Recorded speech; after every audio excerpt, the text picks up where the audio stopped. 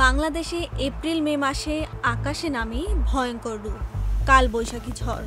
কখনো কখনো তার মধ্যেই জন্ম নেয় টর্নেডোর মতো মরণঘাতী ঘূর্ণিঝড়।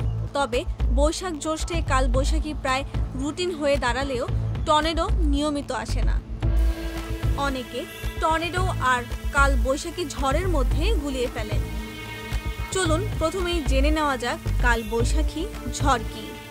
কালবৈশাখীটা একটি বাংলাদেশ বা এই অঞ্চলের একটি আবহাওয়াগত অবস্থা এবং এটি একটি বৃহৎ এলাকায় দীর্ঘ সময় ধরে তৈরি হওয়া তাপমাত্রার ভেরিয়েশন, অর্থাৎ ঠান্ডা এবং গরম বাতাসের ভেরিয়েশন থেকে সৃষ্ট একটি মেট্রোলজিক্যাল কন্ডিশন। রাডারে দেখা যায় কখন কোথাও কোথাও সিবি ক্লাউড এসে যায়।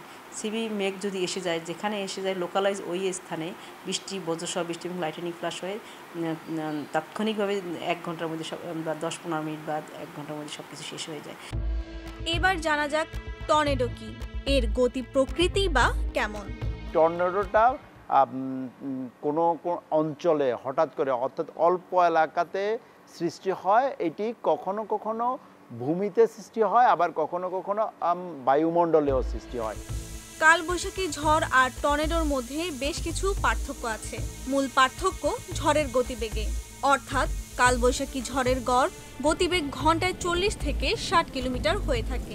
তবে কোনো কোনো ক্ষেত্রে এ গতিবেগ ঘন্টায় 100 কিলোমিটারের বেশিও হতে পারে। কিন্তু টর্নেডোর সময় বাতাসের গতিবেগ দাঁড়ায় 200 থেকে 300 কিলোমিটার বা কখনো এর চেয়েও বেশি।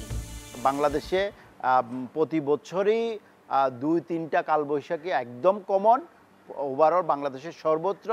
কিন্তু টর্নেডোটা উত্তপ্ত অঞ্চলে, যেখানে নগরের আশেপাশে বা যেখানে নদীর বালু ময় একটা এনভায়রনমেন্ট যেখানে আছে, যেখানে খুব দ্রুত বাতাসের তাপমাত্রা বৃদ্ধি পায়, সেখানে এই টর্নেডোটা দেখা যায়।